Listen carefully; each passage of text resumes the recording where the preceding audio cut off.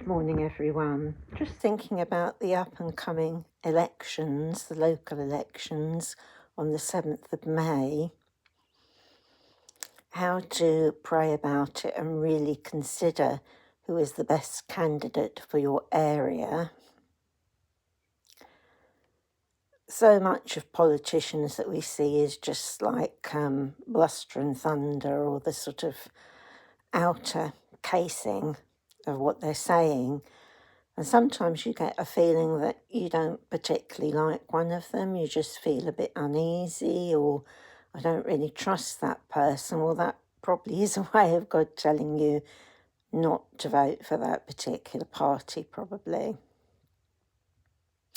With all of them, lots of promises will be made, promises we want to hear, but that doesn't mean that they're actually going to fulfill them, which has happened a lot recently. I think a lot of people are disillusioned. They feel it isn't worth voting, but really it is. People have died to vote, and in a lot of other countries, their votes are suppressed, and the person that they want the government to have in charge, that ruling party always takes over, and if you vote differently, you can be killed. So please don't waste your vote and think, oh, it's not worth it because, they're going to get in or that's going to get in and they're not better than the others. Possibly not, but there's always one party that probably is a little better. I think we often fall into the trap in thinking politics will be the answer to everything. Unfortunately, it isn't when you're a Christian and know really that it's Jesus Christ and belief in him.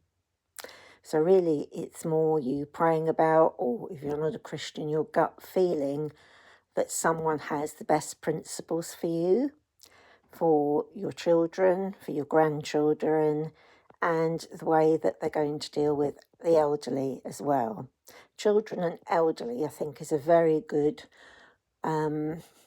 yardstick for how they will treat people that have got more wrong with them and less fortunate than us.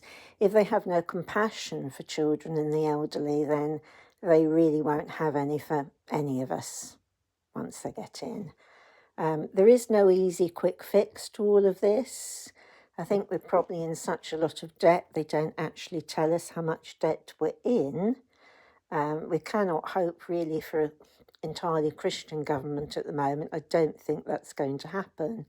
But we may be able to vote in one or a party that you feel is better than the others, that is more in tune with what you want to see in the UK.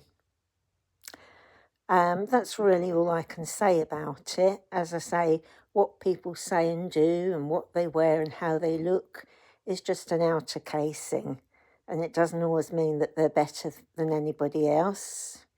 Some are much better speakers. There have been better speakers in years ago, people like Adolf Hitler, who everybody thought was a joke, but then were enchanted by the way he spoke.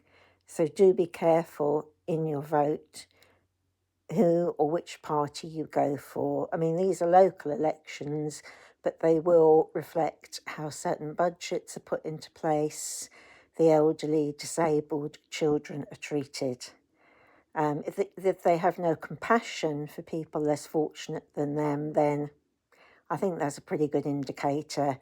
The same with religious groups. If they're just favouring one religious group, maybe that's not so good. We all have a right in religious groups to be respected, but favouring one will just get everybody else cross, and even people of no faith will get crossed by that as well. And that doesn't help for harmony in the UK and on the streets. Anyway, I will finish with that. Thank you.